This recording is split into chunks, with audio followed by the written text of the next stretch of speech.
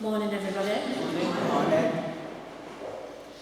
Thanks, Claire, for reading.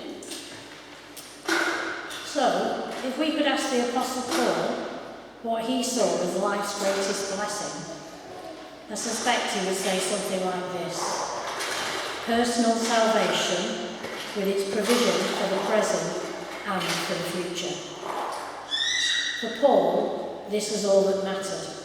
Sensing the presence of Jesus, he constantly looked beyond all his trials and adversities, rejoicing in the knowledge of eternal happiness in heaven with him. A Romanian pastor called Richard spent 14 years in prison for preaching the gospel. Although his captors managed to smash 4 vertebrae and cut or burnt holes in his body, they could not defeat him. He testified this: alone in my cell, hungry and in rags, I danced for joy every night. During this time, he turned to a fellow prisoner, a man he had led to the Lord before they were arrested, and asked, "Have you any resentment against me for bringing you to Christ?" The prisoner responded by saying, "I have no words to express my utter thankfulness to you for bringing me to the wonderful Saviour, Jesus. I would not have it any other way." These 2 men exemplify the supernatural joy that can be experienced by all believers who live under the threat of torture and death, the result of being persecuted for their belief in Jesus. The title of today's talk is Growing in Resilience, and the accounts of these persecuted prisoners are perfect examples of the resilience in even the harshest of conditions. The Cambridge Dictionary defines the word resilience as the ability to be happy and successful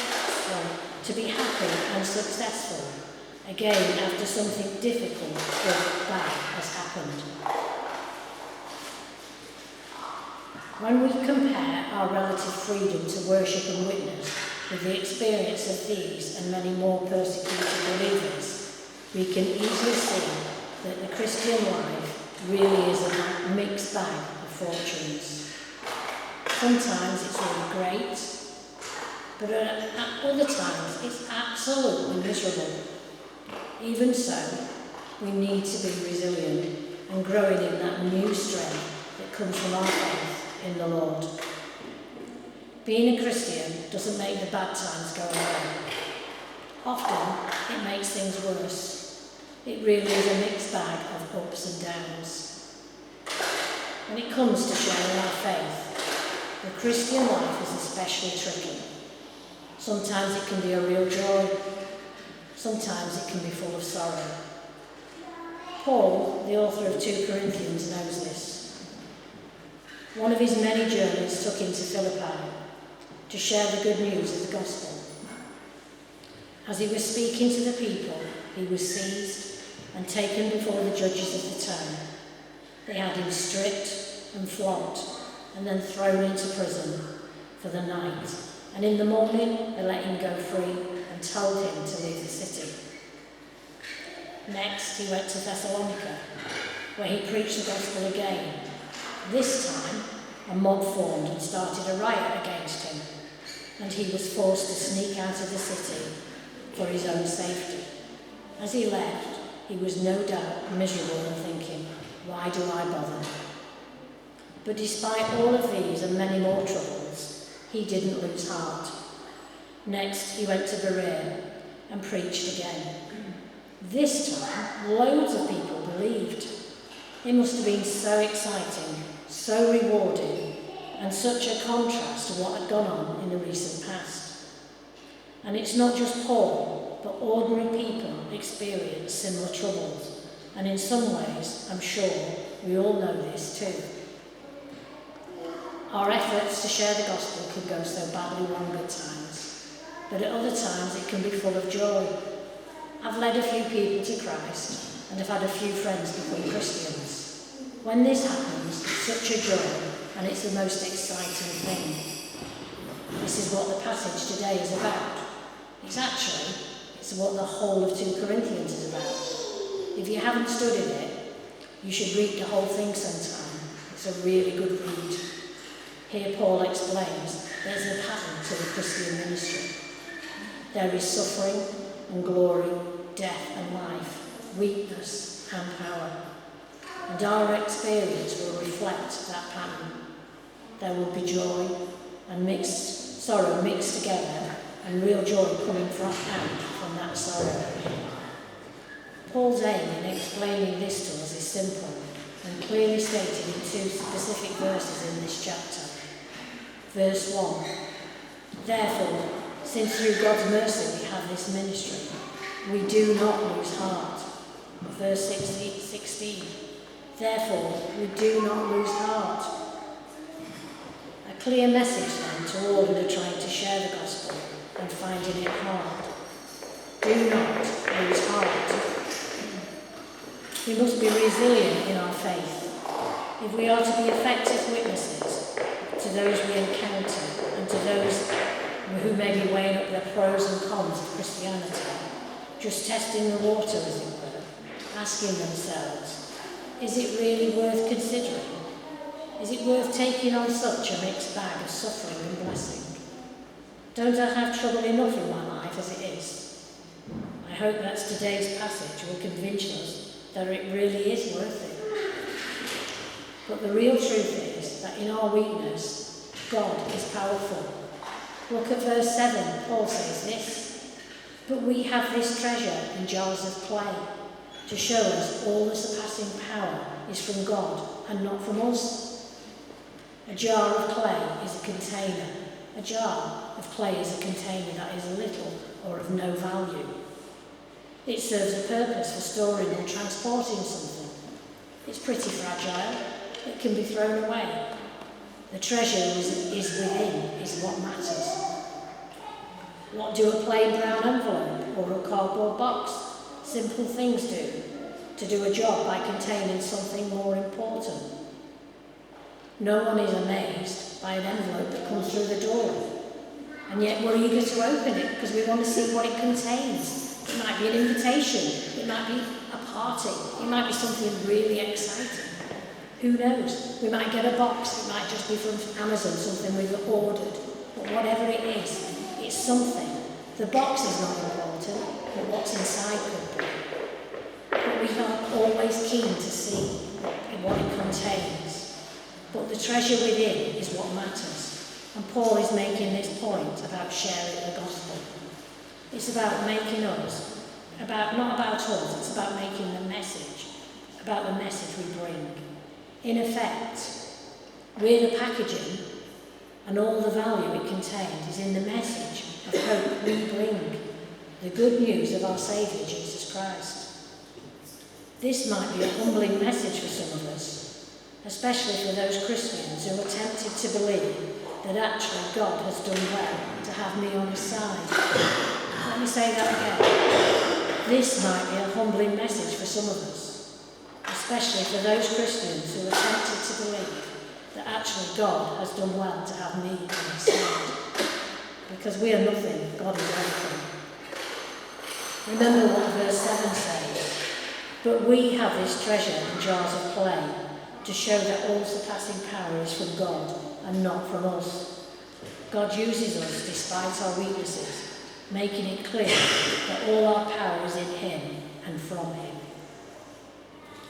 In many ways, Paul was weak, but because of God's power at work in him, he was never completely defeated.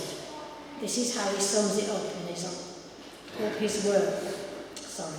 This is how he sums up his and our walk with God in verses 8 and 9. Hard pressed on every side, but not crushed. Perplexed, but not in despair. Persecuted, but not abandoned. Struck down, but not destroyed. This confirms that God's power is the power to save, and it showed through his weak messengers as they keep on growing in resilience. Paul writes this in verses 10 and 11. We always carry around in our body the death of Jesus, so that the life of Jesus may also be revealed in our body. Paul's dedicated ministry and witness landed him in life-threatening situations. He lists some of them later in chapter 11. Prison, floggings, beatings, he was stoned, shipwrecked, ambushed, he went hungry, thirsty, naked, situations when death was a real possibility.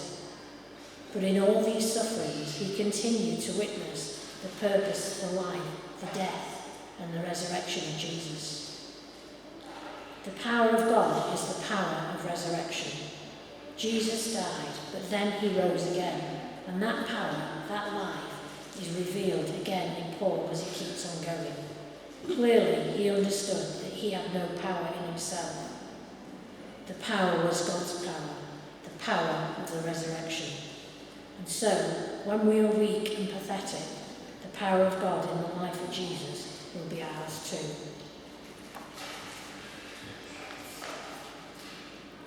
John Stott was a leading Christian minister and tells the story of this when that was a reality for him.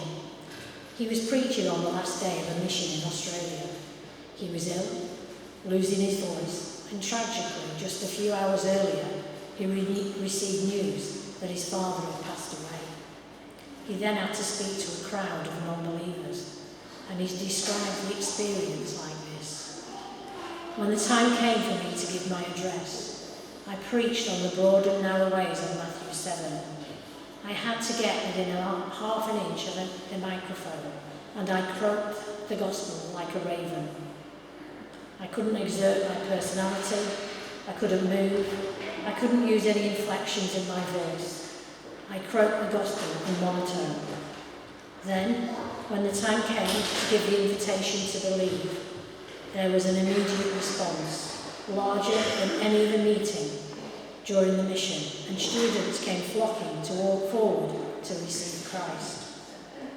With the same weaknesses, many would have had low expectations for that evening.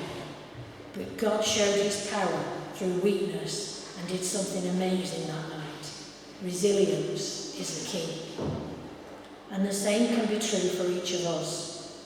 Through our little efforts, God can do very big things. You might not think that meeting over for coffee with a friend and doing a little Bible study is enough to change them, but God is all powerful. You might not think that it's enough to share the gospel, or that you are smart enough to convince others, but that doesn't matter. In your weakness, share what you know about the death and resurrection of Jesus, and God's power will be at work. Remember that in our weaknesses, others are saved, as Paul tells us in verses 16 to 18. All of this is for your benefit, so that the grace that is reaching more and more people may cause thanksgiving to overflow to the glory of God.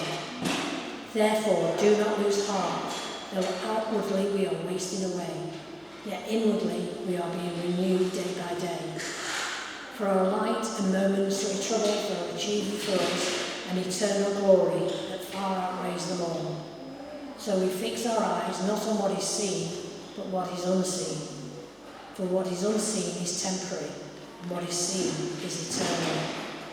So, just like Paul, who never gave up despite himself and his circumstances, don't lose heart, be resilient, share the gospel freely, and win hearts and minds for God. And a little thought for the day. As you go through difficult times, staying close to Jesus, you will emerge stronger, wiser, and more Christ-like. Amen.